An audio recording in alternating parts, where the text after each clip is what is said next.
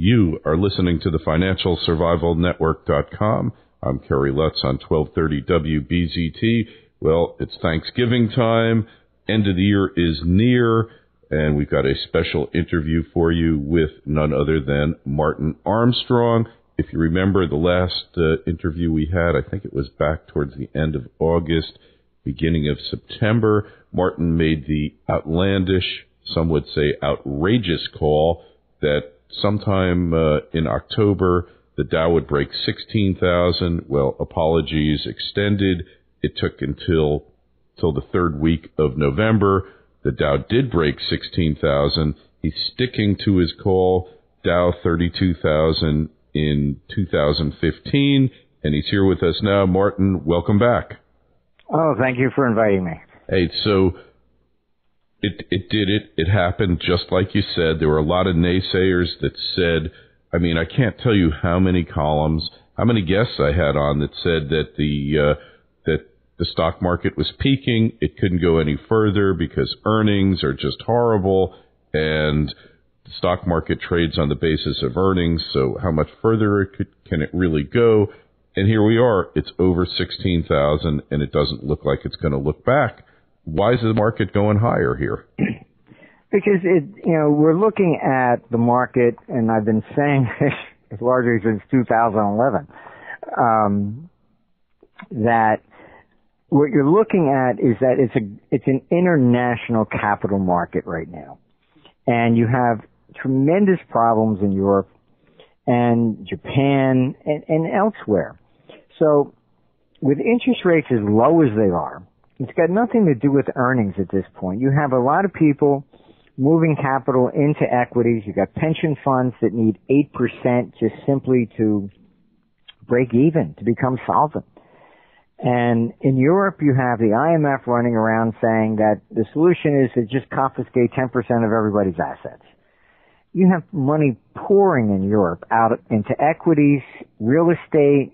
In fact, we're coming out with a special report on this, and with the projections out into 15, you have the Case-Shiller index is up on average 13% year over year.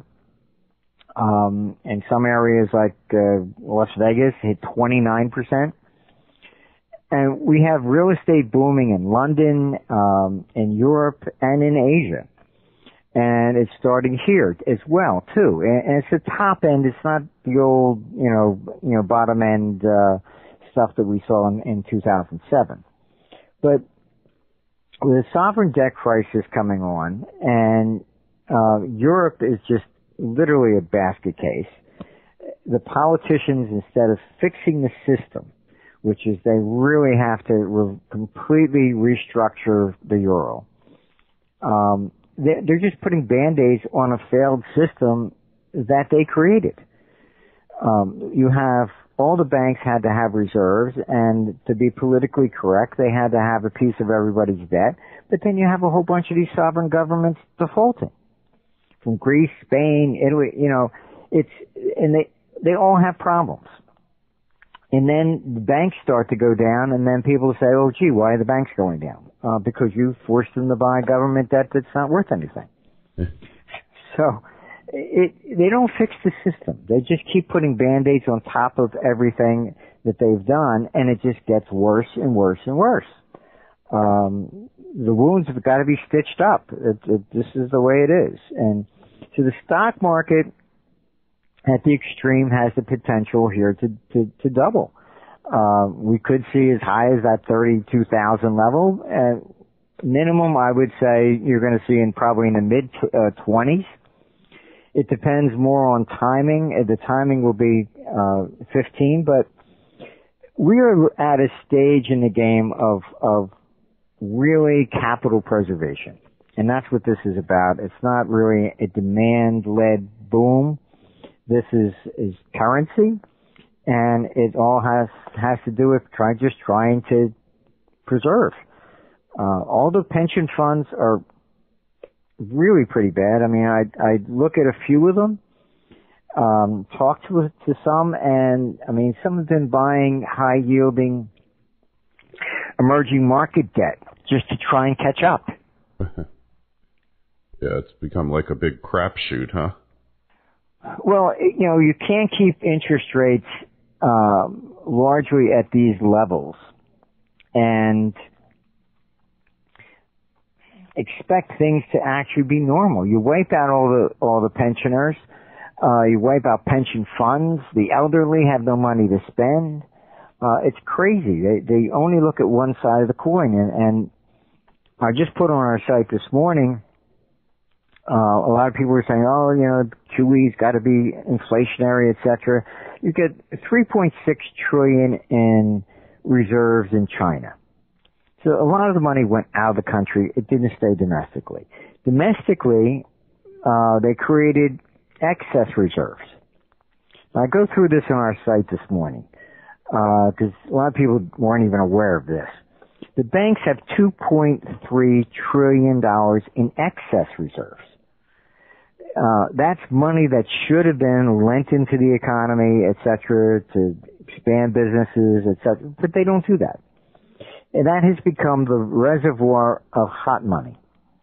So Larry Summers saying, well, gee, we should maybe go to negative interest rates to force people to spend. No, go to negative interest rates on excessive reserves and force the banks to lend. And they're using the money for, in a casino. That's what they're getting caught on all this stuff from whale trades or whatever. They use that money for speculating rather than for doing what they should be doing. This is why Glass-Steagall I was totally against. I mean, repealing that was doom. Absolutely doom. I mean, banks are just effectively acting like hedge funds, but they don't give you a piece of the profit. You only get their losses. Yep, they socialize the losses and privatize the profits, if there are any. Although the way the profits get socialized is when the government comes knocking on their door saying, you did this wrong, you did that wrong, pay us this fine, right? Well, that's what's happening now. These fines are starting to go up dramatically. You never saw something like this before. And the government needs money, and they're all starting to say, hey, give us a real piece of this action here. It's really bribery. So you give them $1 billion fine, you don't get criminally charged, and everybody's happy. Oh, I see, I paid a fine. Now, call it a bribe. That's basically what it is. Yeah, I'll give you $1 billion, you leave us alone, you go away. Or hush money. Yeah, that's basically what it is. So it's not really a fine, it's just payoff money. Yeah, just to get them off your back. It's like Chinese merchants pay the triads. Hey, what about, Martin, the Chinese said they're no longer going to stockpile currency reserves. What are they going to do instead? Are they going to start putting money in the stock market as well? Is that their plan? Oh, yes, they have been actually doing that. But they are, at this stage in the game, they understand what they have to do. And that is they have to start developing their domestic economy. They have to create a consumer base there. I mean, we're actually in negotiations with an entity over there that you wouldn't even believe has 800 million clients. I mean, it's just astronomical. But they are really quite interesting that they understand what they're doing and they are moving more into the not going to buy euros or yen or something like that. They have 3.6 trillion in reserves. They really don't need much more, quite honestly. So they're going to start really trying to invest it domestically to expand the economy, create more of a consumer thing, so that way they'll have a solid economy by the time we get to about 2032. Mm-hmm. So they're looking at this from the long haul perspective. Yes. Huh? Asia is very interesting.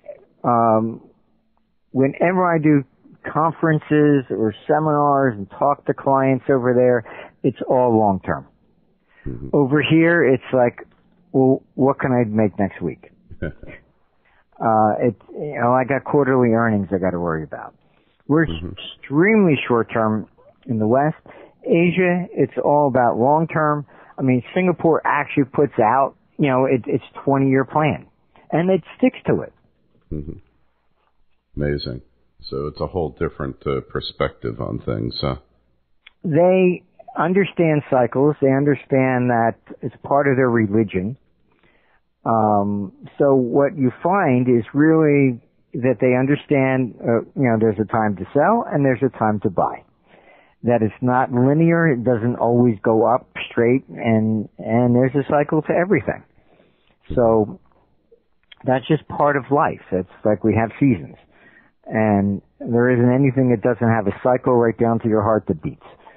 So that is largely how energy moves from one, cell to another, from one place to another, like AC current and electricity can be transmitted further, DC current.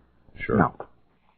Yeah. So it's all pretty much the same thing. And so China is very wise. They, when I met there with the central bank, I was completely shocked because everybody, instead of being bureaucrats, had to the people that are actually pulling strings worked on dealing desks at the various banks in London, New York, and Tokyo. Mm-hmm. And so when I sit down with them, it's like they were actual traders, where you don't get that at any other central bank. Yeah, well, look at the new head of the Fed. Any thoughts about Janet Yellen there? It's more or less all the same. I mean, we tend to reward career people in politics and working for government. You cannot have people like this, in all honesty. You have to have somebody that comes from the private sector that has seen both sides of the coin. And unless you do that, they've only said, well, I'm the government, I can pass a law, and everybody has to do this. And go ahead and do it, and see what happens. You can pass a law, nobody can go over 55 miles an hour. Does it really work? All theoretical. And I want to talk more up next about the metals markets, where we're heading there, on the financialsurvivalnetwork.com, 1230 WBZT. Glad you did, and tell them Kerry sent you.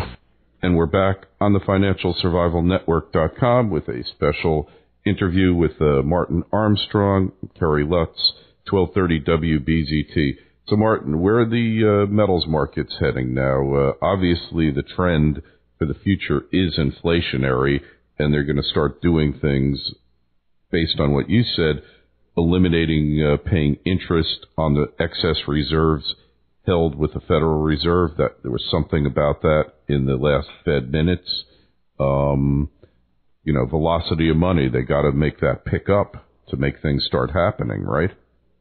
It's a question. What you need is basically the psychology to change among the people again, which I don't really see happening until the earliest is next year.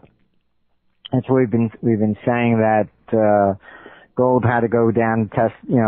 It was after 13 years up, it always goes down 2 to 3 years, and that's was our minimum target, and that brings us into early 2014. So there's a possibility you can extend further into 2015, but that's more. It will depend upon the price.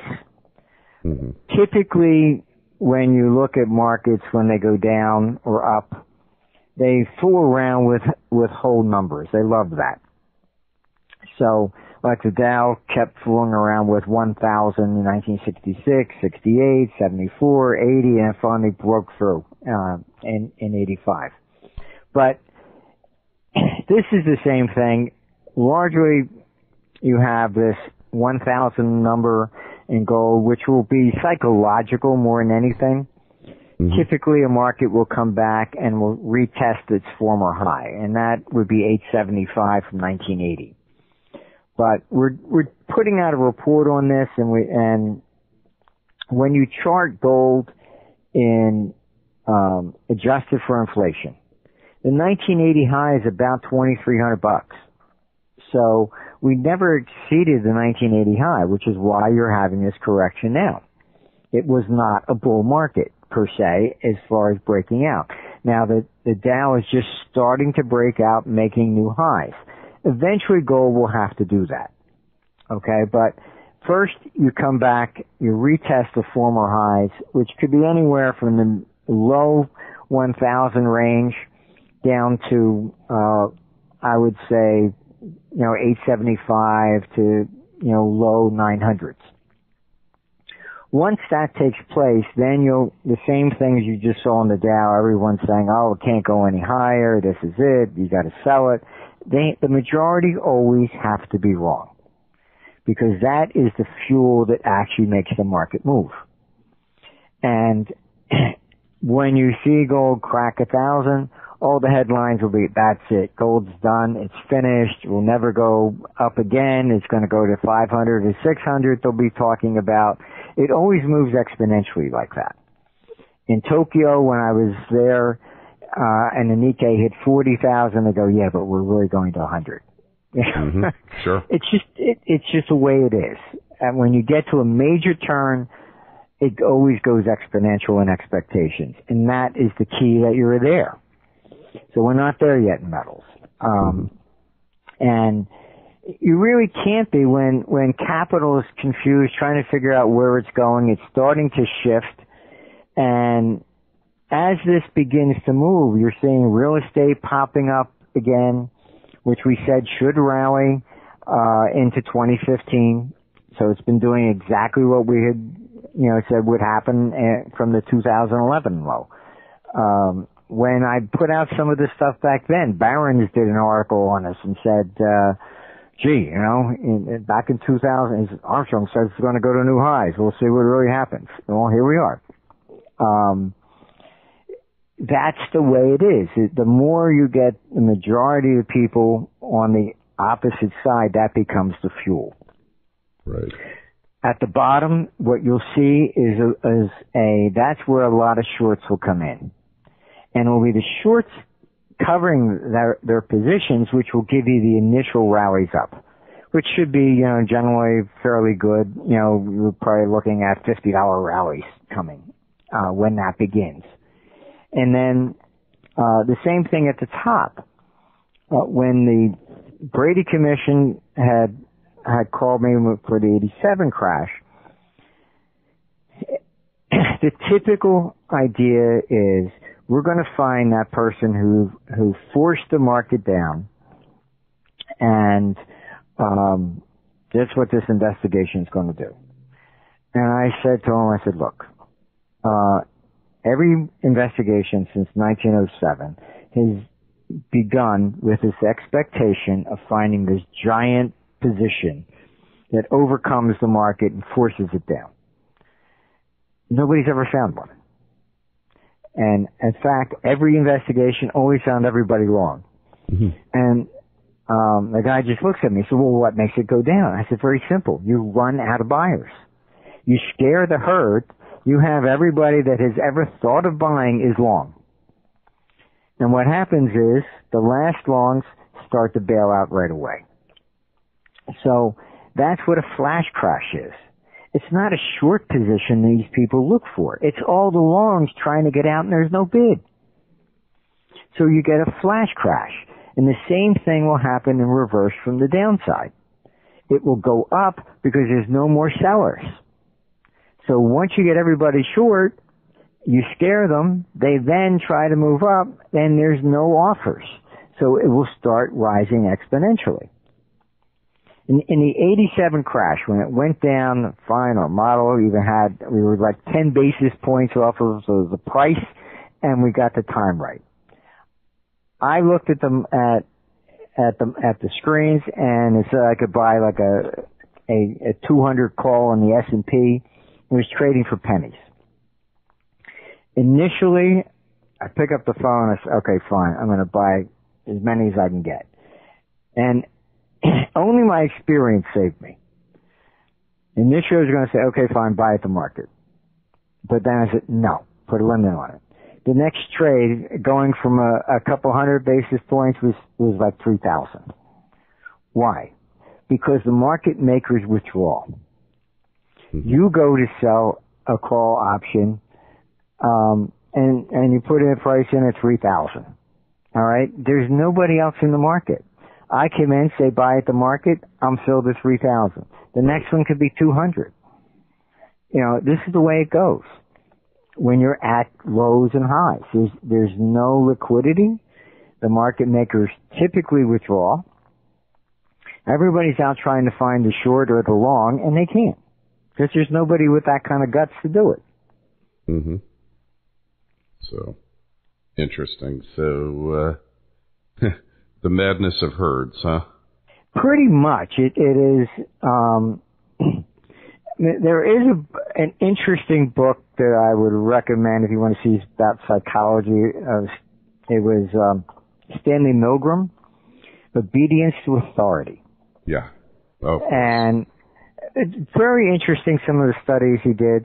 But just think about it. If you put one person on the street staring up into the sky, looking at absolutely nothing, people walk by and say, "Oh, he's crazy."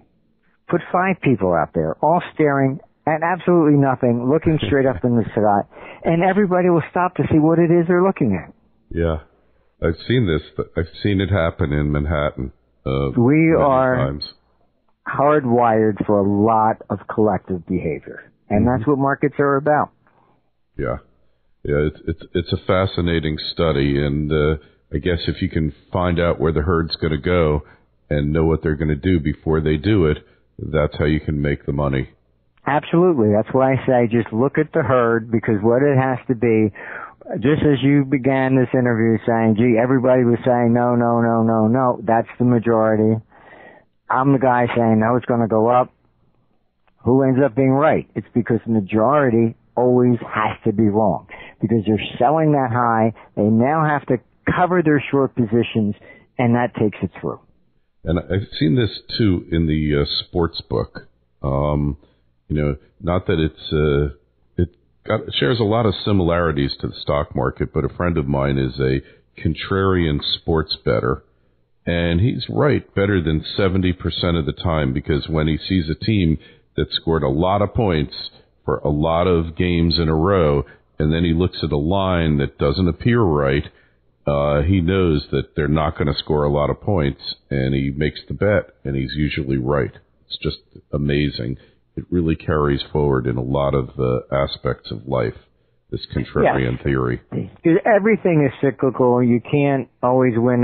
One team cannot win absolutely every game.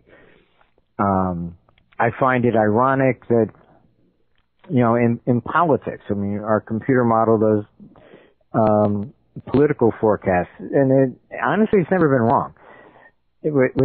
But what the striking thing that comes from it is that the vast majority of these people, presidents or whatever, what are they elected with? 52%, 53%. Right. Nobody's ever got even 60. And I'm talking, I think FDR in 1932 only got 57. Mm-hmm. But they stand up there like, oh, everybody's behind me. Yeah, sorry. They're not. And it's very surprising, but you've got probably 40% of the people that are Republican, 40% of the people that are Democrat. No matter what you say, what evidence you show them, neither one will ever convert. Well, then you have maybe 20% in between that are more independent thinkers. Mm-hmm. And of that, 5% seems, or you take it plus or minus, say 10%, those are the people that actually determine who will be the president. So everybody else should just stay home. If we could just figure out who those 5% are, everybody else stays home and let those guys vote for the president. Honestly, it's the way it goes, because that's what will happen. You'll get the Republicans, you'll get the diehards, Democrats. They will. I don't care what you show them. They will not change their mind. It's a little different this time. This Obamacare thing, and I didn't really get into political discussions with you because we're not about politics here. But this thing is a game changer in that it screwed over 100 million people, and those 100 million people are asleep, and they didn't even know it until about 6 weeks ago when they started getting the cancellation notices, and they're going to continue getting them for the next year. I knew this thing because I actually I didn't read the law because I just have no patience to read these 2,000-page statutes anymore if nobody's paying me to read them. But I read people who did read them, and I knew this was going to happen. And to talk to people and explain it to you that this is what's going to happen in the year 2013, and they just look at you incredulously. But so many people are getting hit by this that, from the senior citizens that I hang out with at Starbucks to the guy who's working, for a bank, everybody is getting hit by it. So we're gonna see a big change come up the next two elections. That is for certain. How it translates and whether it's going to be better, I don't make any predictions about that. But somehow our computer has been warning that, and you can see some of the charts on our blog. But we've charted third-party activity, and you've had huge spikes periodically.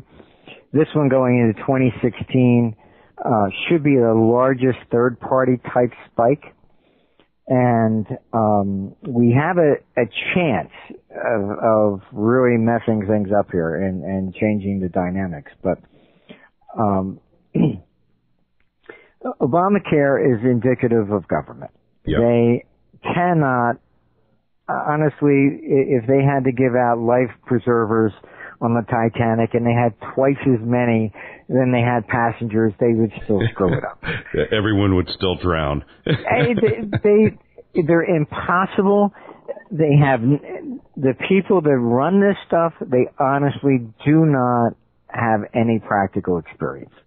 Yeah, we both experienced it firsthand, dealing with these idiots, and they just, everything they touch turns to garbage, and it's just this is the logical conclusion of government Obamacare.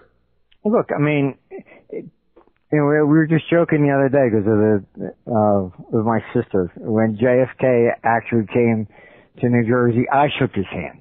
I didn't want to become president. Bill Clinton did. Why? I mean, yeah, okay, fine, nice.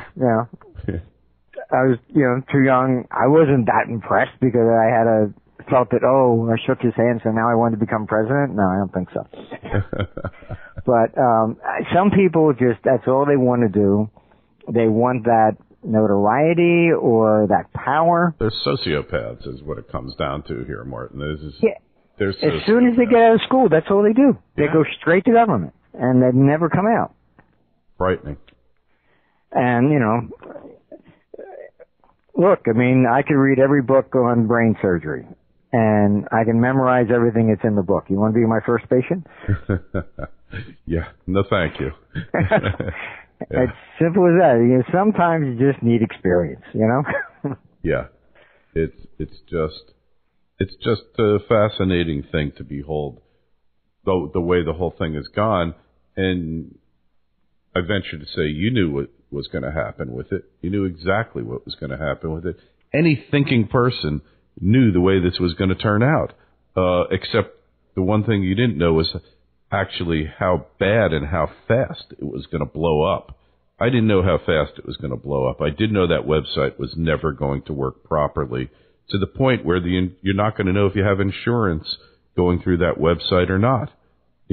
That's a scary phenomena, whether not knowing you signed up through healthcare.gov, whether you're going to have insurance or not.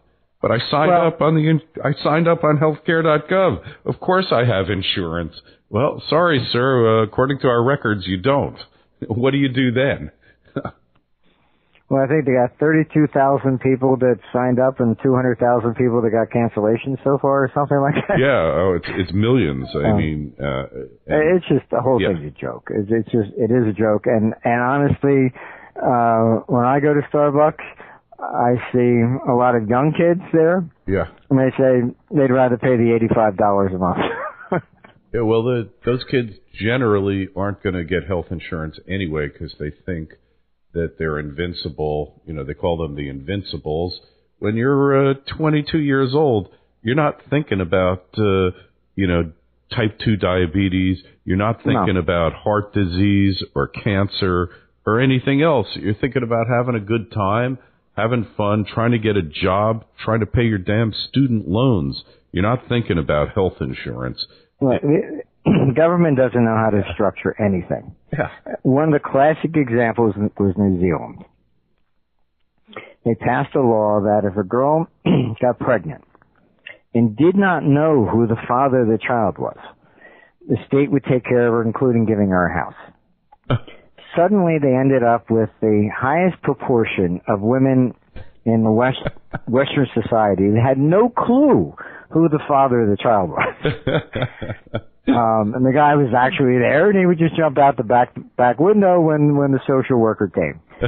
It drove interest rates of the national debt up to 25%, and they finally had to it was bankrupting the country.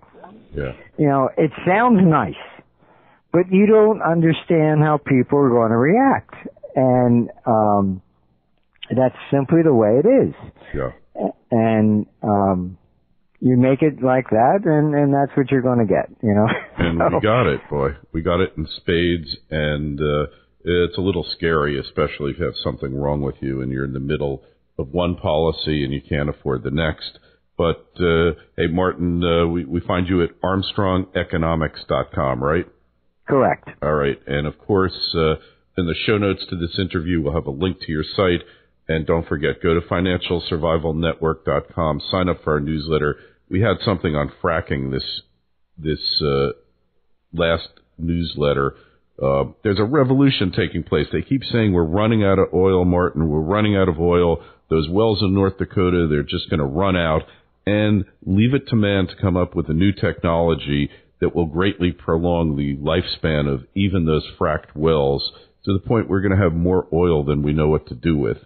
So, it's just the nature of things that these so-called experts really, especially when they're working for the government, never know what the heck they're talking about. Well, wasn't it Malthus who basically said we would all be dead by now? Yeah, and how long ago did he say that? I think it was in the 1700s. Yeah, so it shows what he knew, right? And how many billion people ago was that? So, hey, Martin, always a pleasure. We'll talk with you again soon. Enjoy the holiday, and we'll talk to you after the first of the year as the Dow marches inexorably towards that 32,000 mark. Okay. Have a nice holiday. Hey, thanks.